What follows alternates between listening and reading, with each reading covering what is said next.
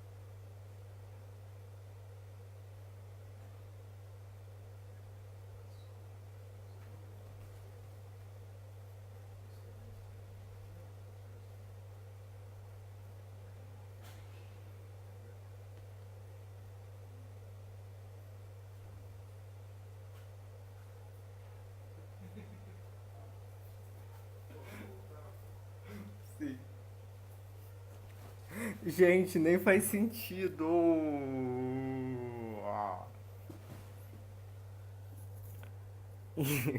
Então, eu tive que ir lá pro outro computador pra compartilhar de novo, avisar pras pessoas que eu não morri.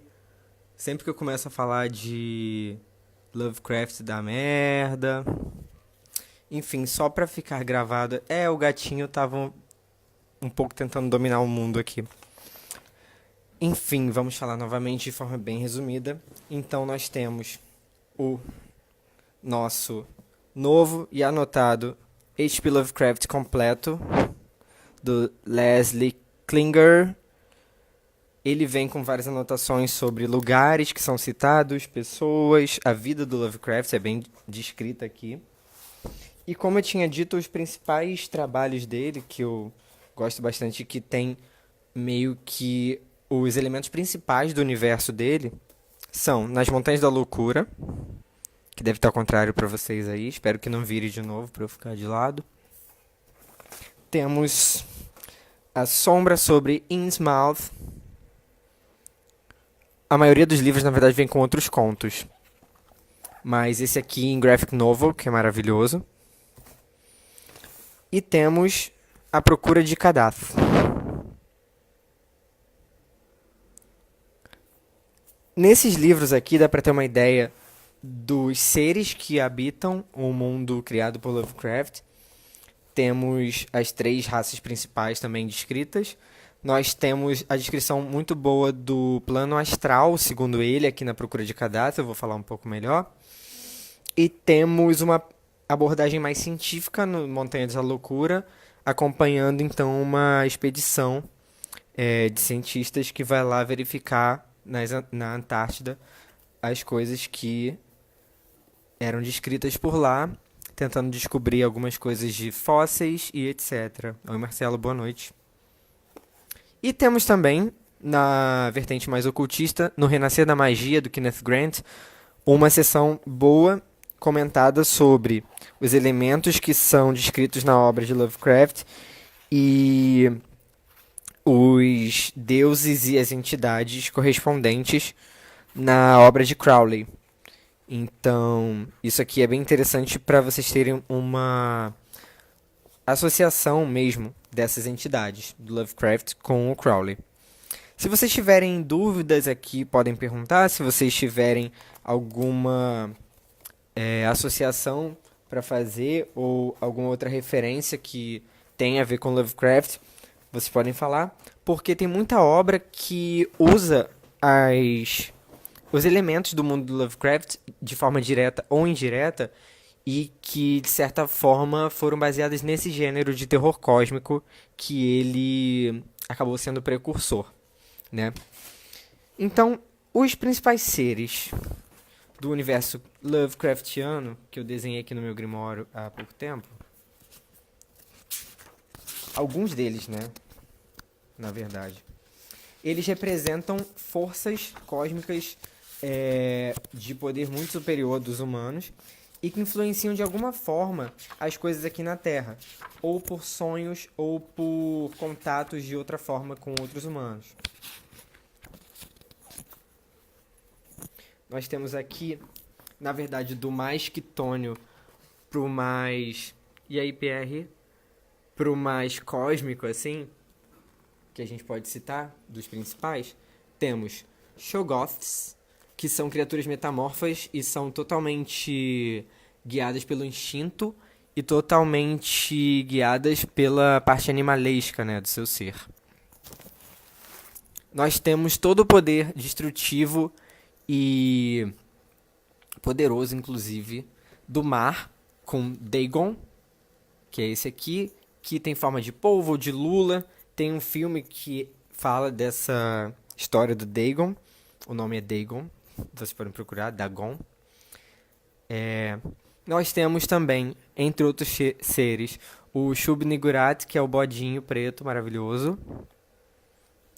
Temos aqui embaixo Cthulhu, que está sempre no plano dos sonhos e no plano astral. Temos logo embaixo dele os antigos, que parecem um pouco mais com Pepino do Mar, uma coisa mais que mistura várias formas, de certa forma. Temos o Nyarlathotep, que é o caos sem rosto. Eu desenhei ele assim porque foi assim que ele apareceu num sonho meu, talvez. E temos Azathoth, que fica lá no meio do plano cósmico e observando tudo de lá. Oi, Emanuel. Então, eu acabei de falar das entidades principais e a gente vai ver mais sobre elas de acordo com as obras. Mas vou falar agora da obra do Lovecraft, de certa forma, esses principais que eu já citei aqui, esses livros. Quem está chegando agora, eu vou deixar essa live gravada e depois vou colocar a indicação dos livros, porque aqui aparece tudo virado ao contrário, então talvez vocês não consigam ler direito os títulos maiores. Mas eu vou deixar aqui nos comentários. Enfim, um dos elementos também que é muito citado na obra de Lovecraft é o Necronomicon, que seria o livro dos nomes mortos, e em várias obras dele ele vai citando trechos que estariam no Necronomicon, que é um livro que na verdade é fictício. Ou melhor, não se sabe se ele realmente baseou isso num livro que existiu, mas é um livro que é citado nas obras dele de forma fictícia. E ele vai falando trechos e falando, isso está no Necronomicon, isso eu já li no Necronomicon.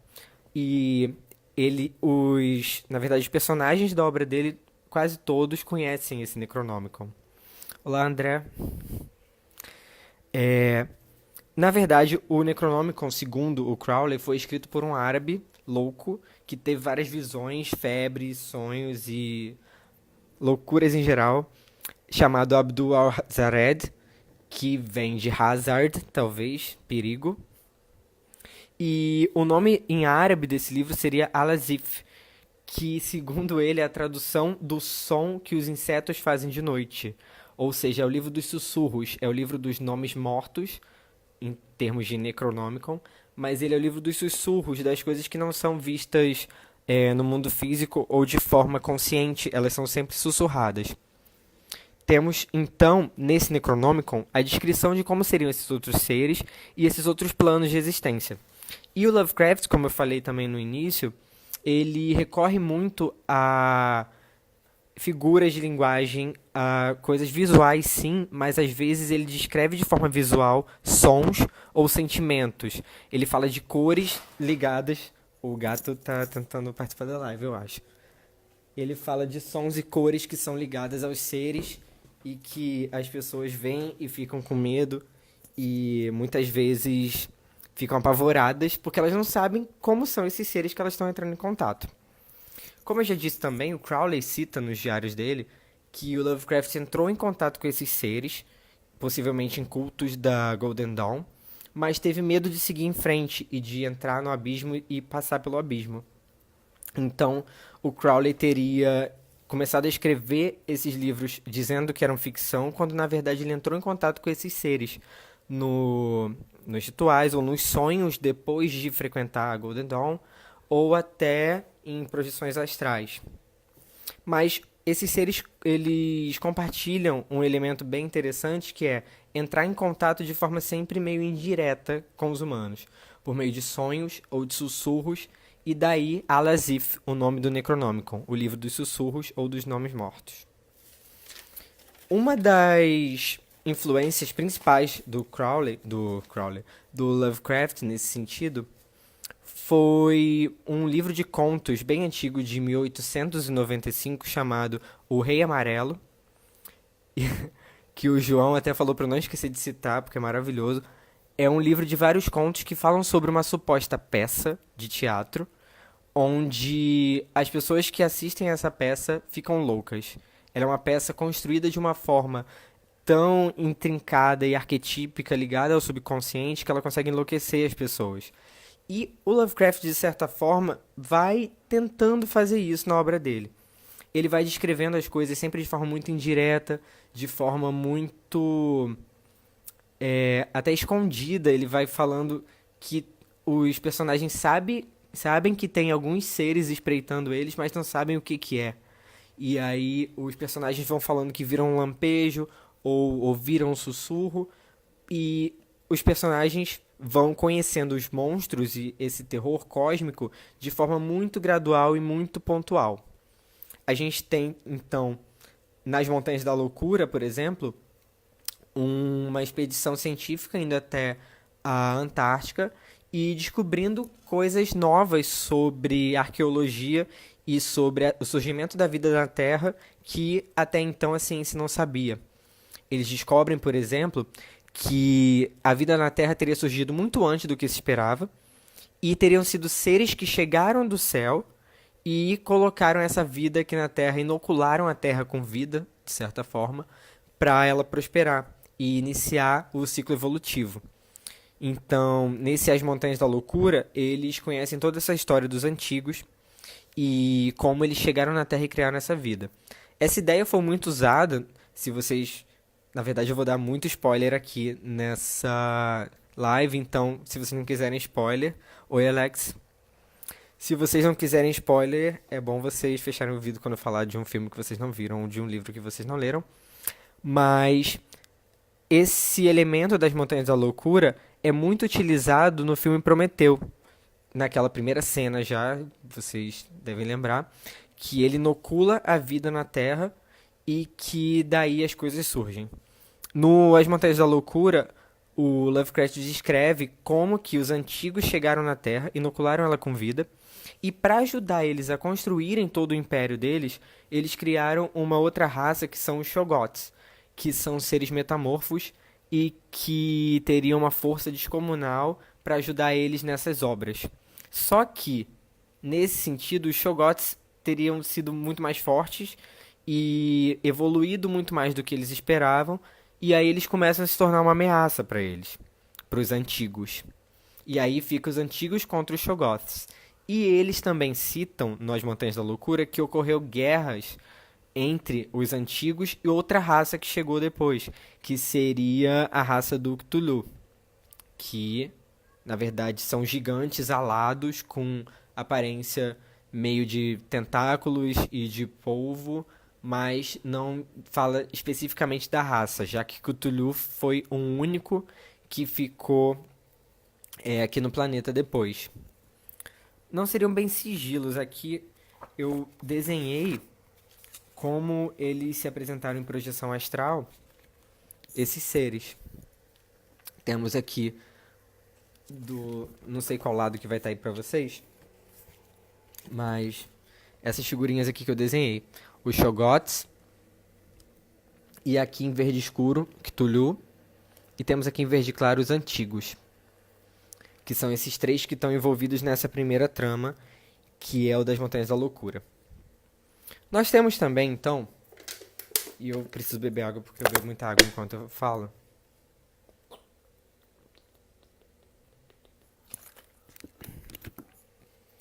Temos outro livro que é A Procura de Kadath.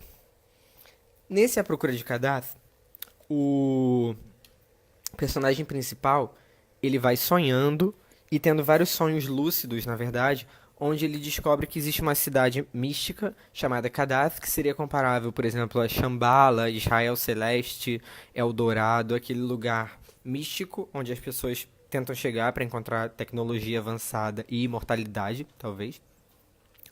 E ele vai andando pelo plano astral ou etérico em busca de Kadath.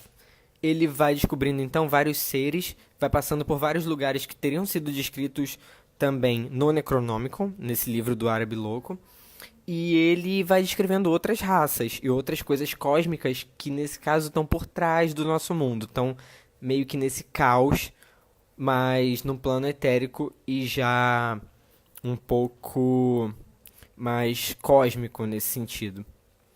Ele também encontra várias vezes, e sempre de relance nessa forma gradual que o Lovecraft usa para descrever, com o Nyarlathotep, que é o caos rastejante sem rosto, e ele na verdade é o vilão dessa história, se é que existe um vilão.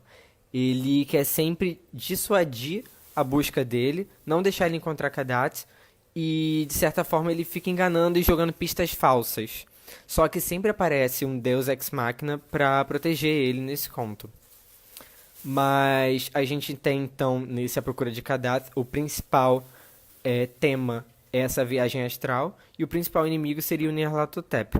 Ele inclusive usa alguns dos preceitos herméticos nessa obra. O Nyarlathotep vira para ele uma hora e fala: eu faço parte do seu sonho ou você faz parte do meu? Ou seja, o todo sendo mente e as pessoas criando uma a outra de forma indissociável. Se uma pessoa sabe que a outra existe, é porque ela está ali e sabendo que ela também existe. Então, quem cria o quê? A mente de uma pessoa cria da outra, existe uma mente central nesse caso. Nesse caso da mente central, a gente tem também, então, muitas citações a Azathoth, que seria essa mente central no meio do cosmos e num plano horrível de não existir vida e nada se manter vivo por lá, e que é citado também em vários desses contos. É, o Pete Crew veio aqui e citou Dormammu, que é apresentado no Doutor Estranho, ficando lá naquela dimensão onde ele quer, inclusive, se alimentar das outras e dominar todos esses planos e esses universos dentro do multiverso. Temos também, então, um dos contos principais sendo o Chamado de Cthulhu. No Chamado de Cthulhu, que é o monstro mais conhecido de Lovecraft, nós temos o Cthulhu, que sobrou da guerra com os antigos, lá na descrição das Montanhas da Loucura, né, quando eles caíram em decadência por causa de guerras. E um dos Cthulhus ficou morto, dormindo, lá numa ilha chamada Riley, que foi afundada no mar. Então, esse monstro que fica lá adormecido, ele envia sonhos para as pessoas e elas acabam tendo um pouco de pesadelos, terror noturno. Então, nas Montanhas da Loucura, achava também que era mais famoso, mas as pessoas conhecem mais o monstro Cthulhu, que só é citado em uma passagem das Montanhas da Loucura.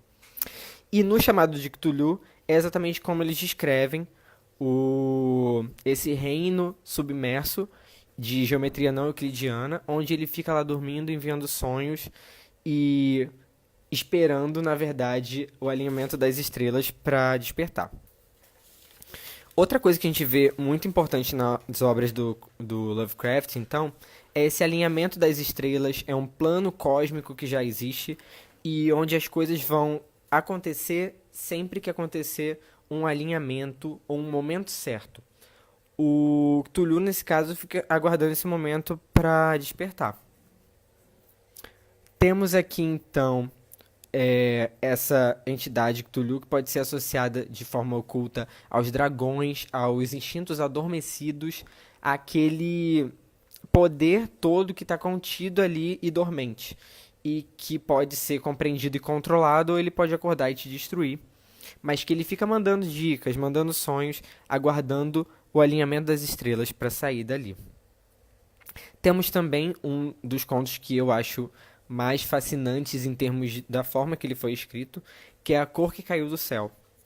Nesse conto, cai um orbe de luz, ou meteoro, ou cor, de forma disforme, inclusive, do céu, e se posiciona embaixo de uma cidade, caindo no poço. E começam a acontecer coisas estranhas nessa cidade. Então, na cor que caiu do céu, existe esse poder adormecido também, o que é um elemento que se repete das outras obras, só que dessa vez embaixo de uma cidade onde ele caiu. E aí essa cor vai meio que sugando a energia vital das pessoas, das árvores, provocando pesadelos novamente naquelas pessoas que vivem ali. E eu vou dar um spoiler muito grande agora, mas vocês podem parar de ouvir se vocês quiserem depois voltar. Depois descobre-se que essa cor, na verdade, era meio que um dispositivo alienígena de coleta de energia. Essa cor, depois que já absorveu ali naquele círculo de influência dela a energia das pessoas e das árvores, deixando elas completamente secas, ela volta para o espaço levando essa energia. Então, essa cor que caiu do céu era meio que um dispositivo de coleta de energia de outros seres.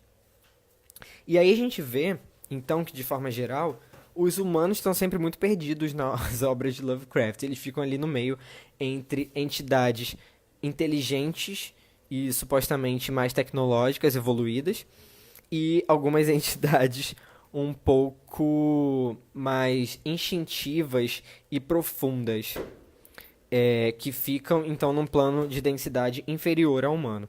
E os humanos ali no meio, sendo puxados hora por uma, hora por outra, mas sempre tendo muita dificuldade. Nenhuma dessas aparece com caráter benévolo ou malévolo nesse sentido. Seria mais ou menos uma comparação com os anjos e os demônios, se você entender que nem os anjos são intrinsecamente bons e nem os demônios são intrinsecamente ruins. Os humanos têm problemas para fazer esse contato com os dois, pelos humanos serem muito menos evoluídos e menos treinados nessa arte até o início das suas vidas espirituais e treinamentos ocultistas. Sim, João, essa cor que caiu do céu, ela é indescritível. Ele vai falando, na verdade, várias metáforas e ele vai associando sentimentos a essa cor, mas no final ele não consegue descrever nem de uma forma nem outra. Ela é como se fosse uma mistura de... Quando a gente mistura tinta guache amarela com preta, é um amarelo meio esverdeado, meio preto, e que no final ele fala que é uma cor aterrorizante, é uma cor indescritível, não compara com nada que a gente conhece. Ele dá esse caráter de mistério e de falta de linguagem humana mesmo para descrever algumas das coisas que estão nas obras dele. O filme Aniquilação, aqui, segundo João, tem um pouco dessa ideia. Existe um orbe de várias cores que muda o DNA de um espaço limitado.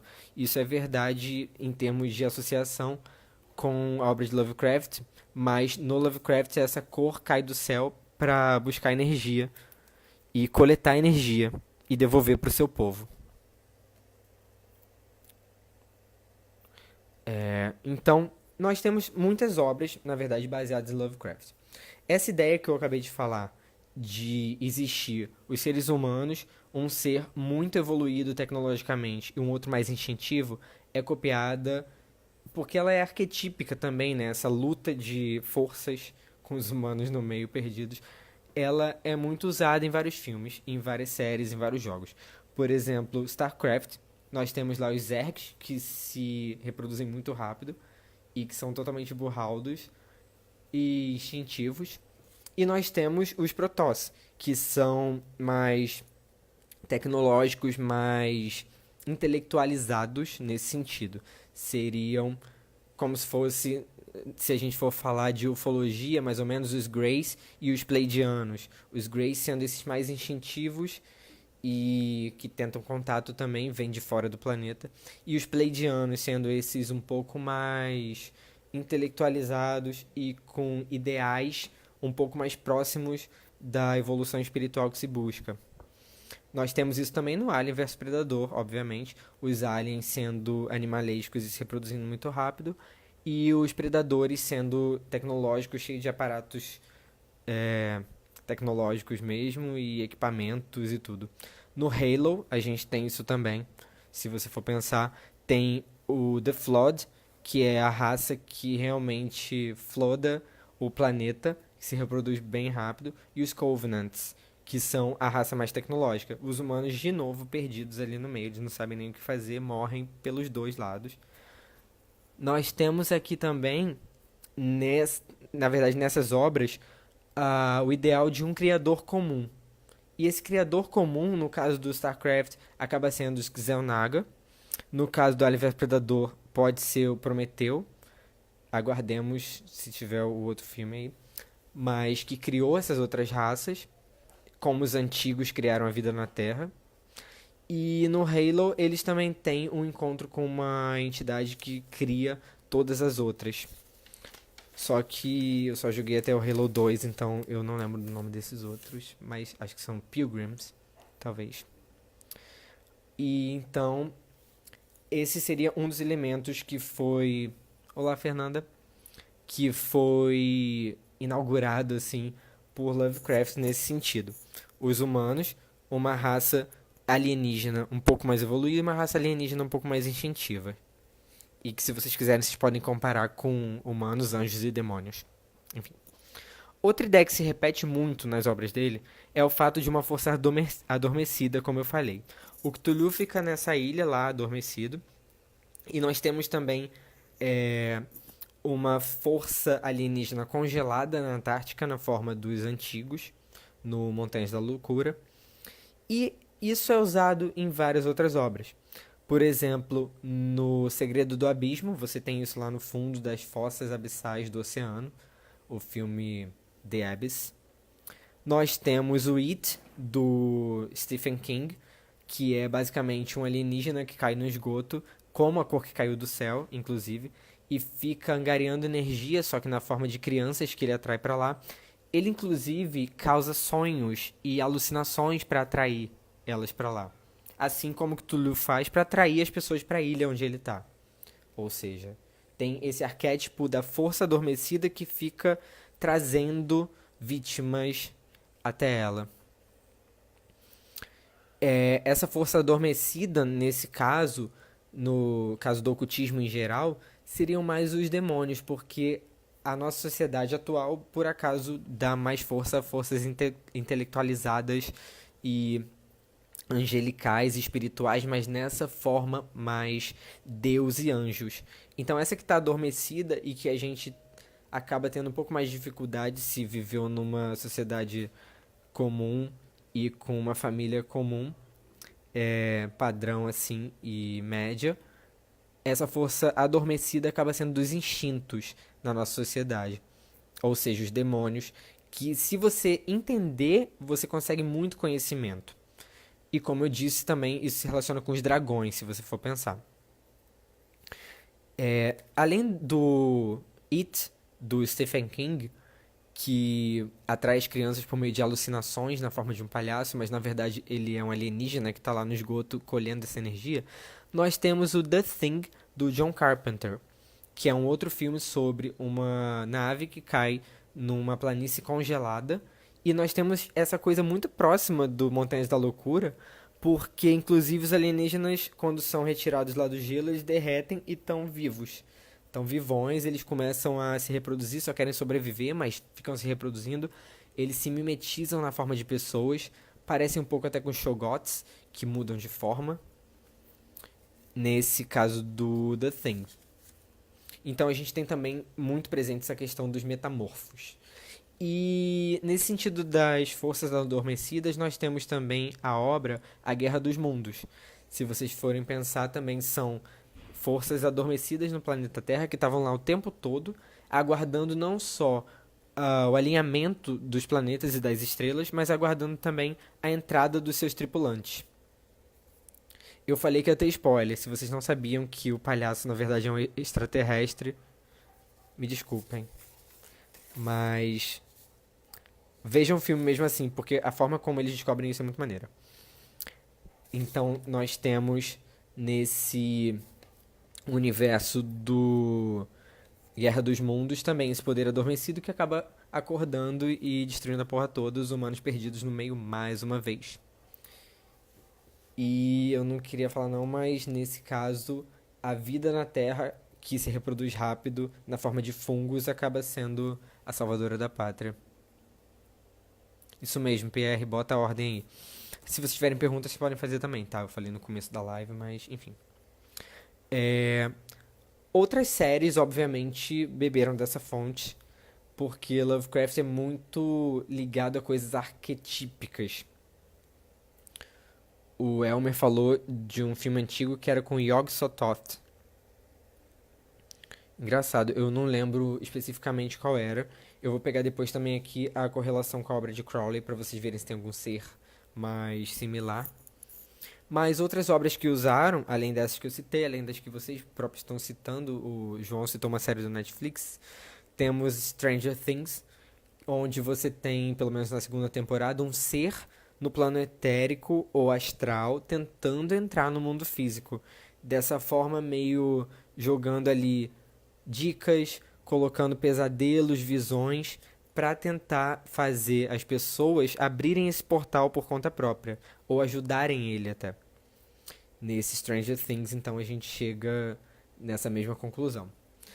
Em outras referências, a gente tem no Skyrim um plano inteiro do Hermeus Mora, onde tudo é feito de tentáculos, as coisas mudam de um lugar para o outro, os negócios ficam aumentando e diminuindo, é uma geometria totalmente não euclidiana. E muitos livros, verdade, nós temos lá muitos livros e cada um te ensina uma parte da história, inclusive você se teletransporta por meio deles. Tem um que é muito igual ao Necronomicon, só que não usa esse nome.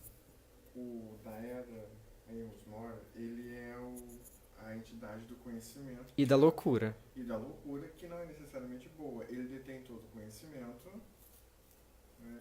E por conta disso ele tem um plano onde ele estoca o conhecimento num lugar não euclidiano. E aí quando Exatamente. você viaja por lá, você literalmente pega muita coisa enlouquecer.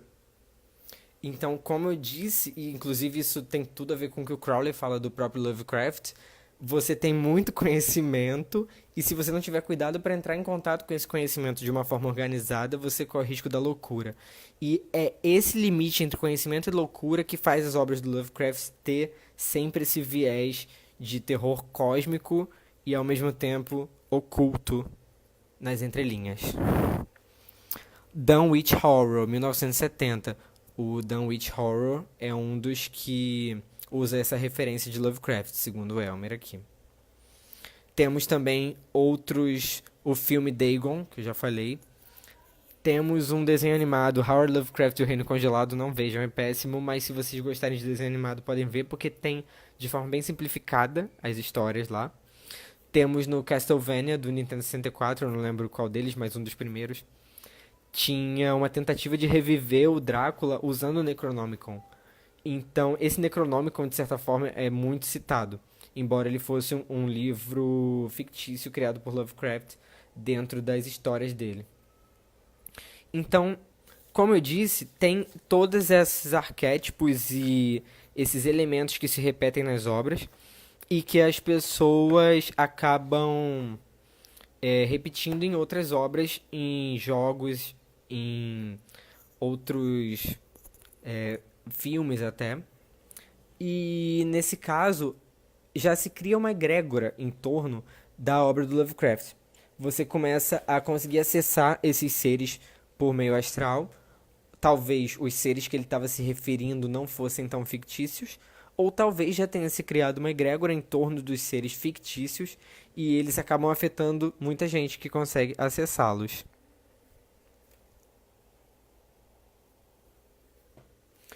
Temos então também o Necronômico, como eu já disse, ele já tem todo um status bem parecido, inclusive, com o livro de São Cipriano, que muita gente fala que aconteceu coisas só de ter ele em casa. As versões do Necronomicon que existem por aí não são oficiais, óbvio, mas já tem uma egrégora em torno desse tipo de coisa. Emanuel Basileu perguntou aqui o que eu penso sobre uma pessoa que acredita que esse livro existe e que funciona. Então, primeiro nós temos que definir existir. O fato de existir como um elemento fictício faz ele deixar de existir como alguma coisa física? A questão é que as versões que existem e que estão à venda não são oficiais e foram criados a partir da obra do Lovecraft, mas não são o Necronomicon. Na verdade, o mais fiel que eu encontrei foi um projeto Necronomicon na internet, The Necronomicon Project, onde eles só citam trechos originais do Lovecraft. Então não tem mistura do que outros autores ou do que quem escreveu e compilou aquilo achava. Ele cita inclusive as fontes dos livros do Lovecraft, de onde ele foi juntando as informações para montar o Necronomicon. E lá são explicadas várias entidades, raças, lugares específicos das obras, lugares fictícios também. E a parte do funciona porque a gente sabe que a Pop Magic, com tantos exemplos que a gente tem, funciona. Se você pegar uma coisa fictícia que te fale com um lugar mais profundo do seu inconsciente, você consegue acessar aquelas partes por meio da obra, mesmo ela sendo fictícia. Então, o contato com esses seres e com essas inteligências pode acontecer sim por meio de uma versão do Necronomicon.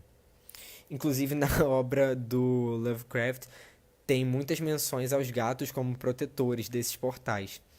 Os gatos, inclusive, ficam andando atrás do protagonista numa procura de Kadath e protegem ele diversas vezes das raças que querem fazer mal a ele e até do próprio Nyarlathotep, que seria o caos em seu nível máximo. Os gatos conseguem proteger ele. Então, gatos. Mas então, eu separei aqui para mostrar para vocês, na página 122 do livro Renascer da Magia, temos uma tabela que indica quais são as obras no do Lovecraft e os seres que são descritos nessas obras e as citações de seres cósmicos e entidades poderosas por Crowley. Existe sempre uma grande correlação, não só em termos de aspectos e de arquétipos, como em alguns casos até de nomes. Nós temos o próprio Al-Azif, o livro do árabe, que poderia ser o Alvelegis, o livro da lei, segundo a associação do Kenneth Grant. Claro que essa associação não indica que isso foi proposital, mas indica que eles se aproximam em termos de função e em termos de arquétipo que está envolvido ali por trás. Temos os grandes antigos, e temos na obra do Crowley os grandes da noite e do templo. Nos rituais da aurora dourada eles sempre citam. Inclusive no Liber 418, eles citam esses grandes e essas forças que não tem nenhuma uma forma definida, porque elas são tão complexas e não dá nem para explicar pela forma humana, que elas são descritas na forma de sons, de gostos, de sentimentos. E esses grandes antigos podem ser uma entidade associada a isso. Nós temos o Yog-Sothoth, que foi até citado aqui pelo Elmer, e temos Sut-Thoth e Sut-Tifon, que são o Tifão e o Thoth, as forças instintiva e intelectual. Essa dualidade que eu já citei aqui. Temos também vários outros lugares até que são citados e que são bem próximos. Temos o Deus sem rosto, Nyarlathotep, e o acéfalo ou o não nascido, no caso do Crowley, que tem muitas características em comum. Nós temos o grande Cthulhu lá e os grandes da noite do templo estão num sono e estão, ao mesmo tempo, mortos e sonhando, mandando sonhos para as pessoas. Então nós temos muitas associações. Se vocês puderem, leiam O Renascer da Magia do Kenneth Grant, essa parte indicativa das associações com Crowley. Mas se vocês quiserem uma ideia mais completa desse universo do Lovecraft, leiam A Procura de Kadath, porque ele passa por vários lugares que estão até nos outros contos e nos outros livros. E nas Montanhas da Loucura tem uma linha do tempo mais coerente, uma coisa mais cronológica. E as coisas acontecem no mundo físico. São cientistas passando por essas situações. Nos outros não, são umas coisas um pouco mais no mundo dos sonhos ou no plano astral. E no conto do Cthulhu a gente tem detetives que acabam encontrando o que eles não queriam lá nessa ilha de Rilé. Vocês têm mais alguma pergunta sobre o assunto? Ou alguma associação com filmes, outras obras? O Hellboy, os sete dedos do caos, também dormem no plano não euclidiano, tentando controlar É aquele plano que tem a morte? Não, esse é o 2. O 1 é o que tem o cristal, o que ficou aprisionado dentro do cristal. Eu não lembro do filme do Hellboy. Mas estão falando aqui, o meu Pit Crew que está ali atrás, que tem os sete deuses do caos. O Groot Jarrah. O Groot Jarrad, segundo ele, no Hellboy, que também tem essa associação com o plano não euclidiano, enviando vários sonhos para as pessoas. Os povos astecas. Então, na verdade, essa questão toda dos povos antigos em termos de Atlantes ou povos muito evoluídos e que tiveram contato com deuses Anunnakis, nossa, muito os deuses que caíram do céu, eram os deuses astronautas, esse tipo de coisa tem tudo reflexo, se você for procurar, dentro de alguns livros do Lovecraft. Eu sempre falo Crowley, porque no caso. Adventure Time pra caramba. Adventure Time, ele usa essa questão de vários planos e de uma força que vai tentando dominar todos, que é o Lich. E. Oi? Rick e Morty também tem. Verdade. Mas ele não aparece em nenhum desenho. Mas no Rick and Morty, na abertura, tem o Cthulhu lá, totalmente correndo atrás dele. Espero que venha na próxima temporada, realmente, porque é a melhor cena da abertura. Sim, então, o Alan tá comentando aqui que o Nas Montanhas da Loucura, ele é o que tem mais a ver com a realidade e ele vai dando até alguns dados científicos e misturando com esses dados fictícios. Então, eles descobrem por algumas análises que existem mesmo na ciência que o que eles estavam descobrindo aconteceu numa época ou outra, usam datação de carbono. Eu não estou fazendo propaganda da Água Petrópolis aqui, mas eles poderia acontecer, sabe, na realidade. Ele é o que mais tem elementos do mundo real e científicos.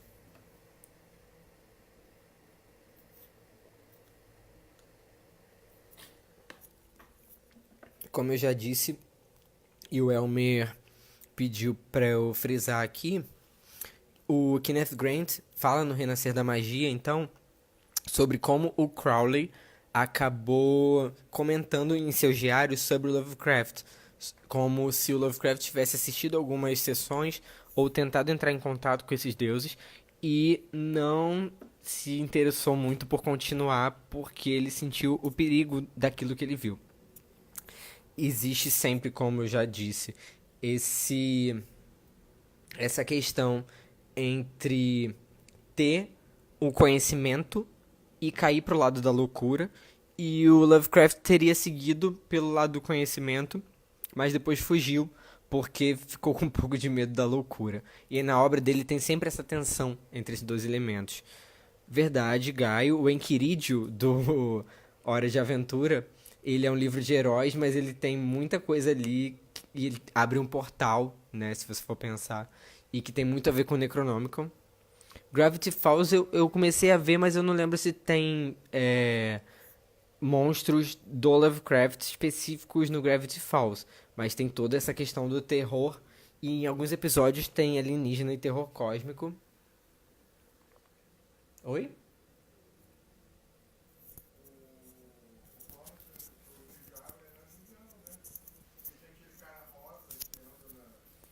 Verdade, tem o prismo que. O prismo do Hora de Aventura que fica lá no meio das dimensões e num espaço não euclidiano e que. Da onde ele pode ver todas as outras, ele é muito parecido com Azathoth, se vocês forem pensar, porque ele fica lá no meio observando, controlando, tendo acesso a tudo. Você tem também o prismo físico, que é um velhinho que fica dormindo. E ele tá morto, mas ao mesmo tempo só dormindo e sonhando. E o sonho dele é que cria essas realidades. Essa parte eles também não explicam muito bem, mas é bem confusa e tem muito a ver com essa questão do universo sendo mente e essa questão mais hermética. Verdade. O Pit Crew está lembrando ali que o Jake acaba acordando o velhinho, aí dá uma merda do caramba, e depois ele vai lá e vira um novo velhinho que muda de forma e que o Prisma pode retornar. Sim, o próprio o próprio Finn vai ficando um pouco louco e vai. Quando ele começa a obter mais conhecimento, ele vai ficando um pouco louco. Tem um episódio do festival de ciência lá. Você tem também essa proximidade entre ciência e magia, que a princesa Jujuba, na verdade, é uma cientista que usa magia e explica a magia pela ciência. Essa questão da tecnologia, magia e seres de outros planetas é muito utilizado na hora de aventura. Então, vocês têm mais alguma pergunta? Vocês não entenderam alguma parte ou chegaram depois? Essa live vai ficar gravada de qualquer forma. E eu vou comentar aqui embaixo depois com a indicação dos livros que eu falei aqui. Mas, como eu disse, é muito bom entender o contexto e tudo que tem por trás dessas obras numa linha do tempo coerente e interligada. Então, versões comentadas são boas. Temos esse calhamaço aqui que eu ganhei, então eu não sei se é caro, mas ele é bem grande e muito bom. E temos as obras dele em domínio público. Vocês podem pegar na internet, só a obra sem explicação nenhuma já é domínio público. O Bill Cipher, que é o vilão de Gravity Falls, é aquela pirâmide Illuminati? Eu não lembro. E na verdade o comentário de vocês está aparecendo com um pouco de delay, então provavelmente eu só vou ler amanhã a resposta que vocês derem aqui. Mas então é isso, gente. Então, para quem está chegando agora e vai rever essa live, porque é muito interessante, Lovecraft é maravilhoso. Nós falamos primeiro das principais entidades Lovecraftianas. Depois nós falamos das principais obras que descrevem esse universo do Lovecraft. E depois das referências da obra de Lovecraft em outros filmes, séries, desenhos e jogos. E desses arquétipos que estão sempre presentes. O poder adormecido e que espera o alinhamento correto dos planetas para despertar. Nós temos questões de sonho e com projeção astral e sonhos lúcidos. Nós temos também essa tensão entre loucura e conhecimento. O Pierre está perguntando aqui como apareceram as imagens em projeção astral. Então, eu acabo criando lugares astrais para fazer as projeções de forma mais simples e mais controlada até. Essa especificamente da obra do Lovecraft, eu fiz com base em Glimmer Post, que foi um lugar que eu já... O Alan fica vendo no ônibus, ele sempre chega em Seropédica quando tá na hora de acabar a live. Eu vou começar a usar ele como relógio daqui a pouco. Ou alarme. Daqui até Seropédica é uma live do Gabriel. Temos aqui então também, em Glimmer Post, como eu ia dizendo, esse ambiente controlado onde eu uso ele para acessar as coisas em projeção astral. E foi lá que eu fiz a projeção dos seres Lovecraftianos. Eu mentalizei então uma escada espiral que ia subindo, e quando eu vi o céu cheio de estrelas, eu sabia que estava começando a entrar em contato com as entidades cósmicas. E aí mentalizei patamares nessa escada e apenas ia para lá e via o que aparecia. E pensei, Lovecraft. Geralmente eu faço essa mentalização com Demons da Goécia, tipo, se tiver algum Demon da Goécia aqui, se apresente, fale alguma coisa, quero saber o que você tem a dizer.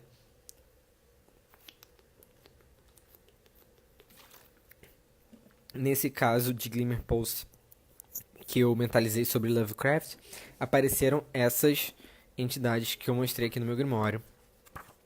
E, na verdade, as frases em projeção astral, pelo menos pra mim, elas vêm de um lugar que não é nem eu falando, nem eles falando. É uma coisa ao mesmo tempo e mista.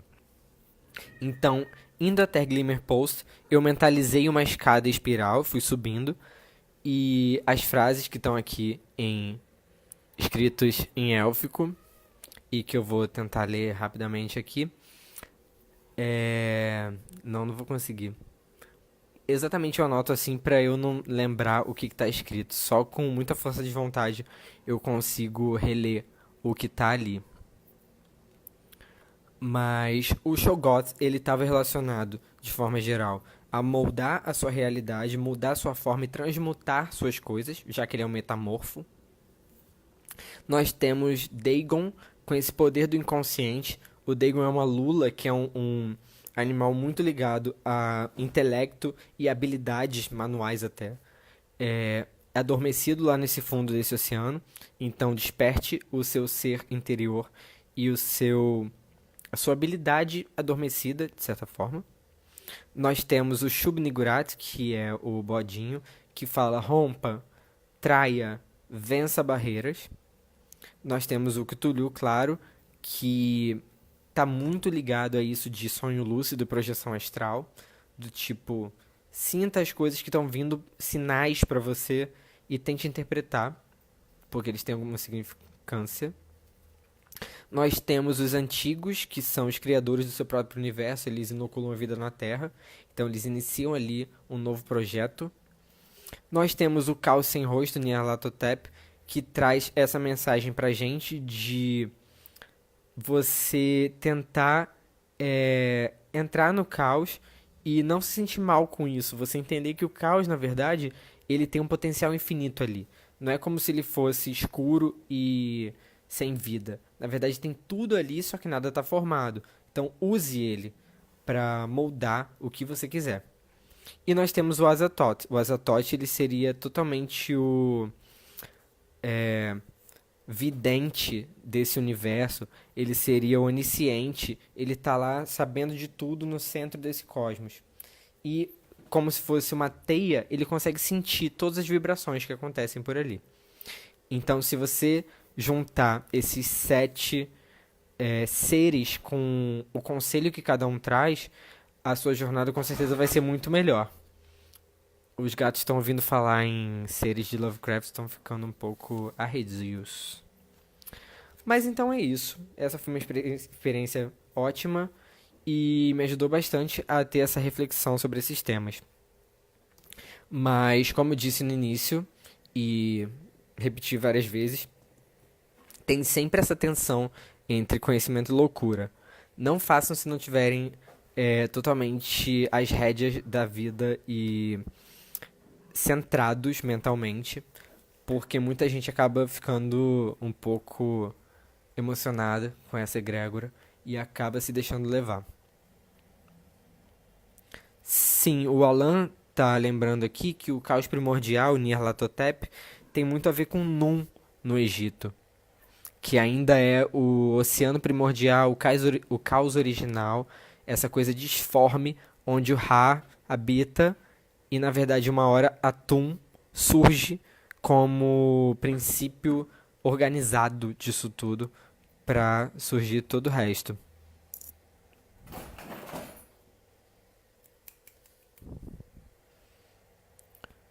O Pierre aqui ele está ponderando que realmente tem muito aprendizado envolvido nesse método de projeção astral. E eu gosto dessa liberdade de fazer a projeção mentalizar um tipo de entidade e ver o que vem. Inclusive, eu começo a projeção imaginando cada detalhe, mas no final as coisas... Eita! O gato está arredio.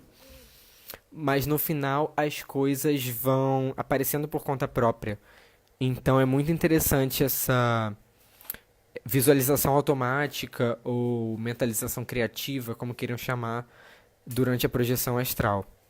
Porque são coisas que você não esperava e os pensamentos se formam. Os pensamentos tomam uma forma consciente e inteligível. E se vocês quiserem um lugar seguro para fazer essa projeção, eu comecei fazendo em Shambhala.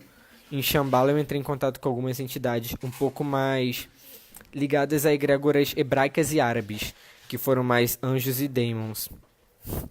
Sim, Alan, eu falei do Nyarlathotep, o gato ficou até arredio aqui, ele ficou fazendo... Acho que, na verdade, ele está um pouco possuído, talvez. Mas o gato, ele protege a gente contra o Nyarlathotep de verdade. Eu tinha até aberto aqui, sem querer, na página que mostrava isso. Mas depois... tem um gato um pouco mais gordo que ele tem um pouco mais de problema. Aqui. Esse é o meu pit crew, trazendo o nosso gato, Query. Você gosta de Nyarlathotep, Query? Não, odeio. Viu? Tô falando, gente. Eu sempre abro, na verdade, nessa página. Gente, é um boi de 6 quilos. 6 pesados quilos. Olha só. Aqui tá a parte dos gatos. Pra vocês verem que eu não tô mentindo, eu não tô inventando isso. Eles protegem muito o protagonista. Provavelmente, claro, por causa de toda essa lenda que tem em torno de gatos também, né? Vocês podem ler no grupo Magia do Caos depois, se vocês estiverem lá, sobre locais de projeção astral, e temos lá o Glimmer Post, que é um local de construção coletiva. Glimmer Post seria apenas uma planície com uma grande bolha de mercúrio, onde tem visualizações que podem ser feitas, e as pessoas vão construindo coisas lá que elas querem usar. Eu botei uma escada espiral que vai até os antigos de Lovecraft. Se vocês quiserem, podem fazer essa mentalização ou criar coisa nova. E essa daqui é a Dandara, que é a outra gata que não gosta de Nyarlathotep, né? Não. Ramon tá perguntando se em Shambhala rola algo na vibe de Lilith, ou tipo isso. Então, Shambhala eu uso para mentalizar coisas relacionadas a anjos e demônios, nessa egrégora um pouco mais hebraica e árabe. Então, sim, Lilith poderia ser acessada por lá. Glimmer Pulse eu uso mais para Pop Magic, até porque Glimmer Pulse é uma carta de Magic the Gathering. E aí, Lovecraft e Pop Magic, eu achei de bom tom colocar isso lá. Tem um Mir que tira tarô, se vocês forem lá, vocês podem falar com ele. Olá, Iris. Mas então, gente, a live tá acabando, vai ficar gravada na página do Projeto Chaos. E eu vou colocar as indicações desses livros que eu tô falando ali embaixo. Mas como eu disse, os principais que vocês podem ler e que estão bem resumidos no post do Medium do canal Chaos, que eu vou botar aqui também, são A Procura de Kadat, Nas Montanhas da Loucura, que é essa vibe mais científica. Nós temos O Chamado de Cthulhu e temos A Cor que Caiu do Céu, ou A Cor que Caiu do Espaço. E aí vocês conseguem ter uma visão bem ampla da obra e dos elementos que se repetem nela. É isso, gente. Leiam também o Renascer da Magia, que fala mais nessa relação entre o Lovecraft e o ocultismo, pelos olhos de Crowley. Claro que cada pessoa tem a sua versão, e o Crowley falou a versão dele. Mas dá para ter uma ideia ali do que está por trás, do que é, claro, opinião do próprio Crowley, e do que está por trás desse contato do Lovecraft com os seres antigos. E tem muita coisa que é a opinião do Kenneth Grant também, que está ali, mas que dá pra ver até onde vão as referências e buscar as obras originais do Lovecraft e perceber que tem muito a ver.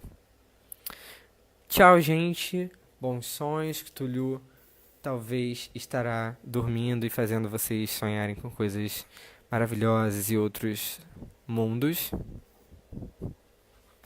E felicidades para todos. A gente vai deixar essa live gravada e comentar outros livros que vocês podem ir lá e ler depois. Paz e bem. Cthulhu Fhtagn e boa noite.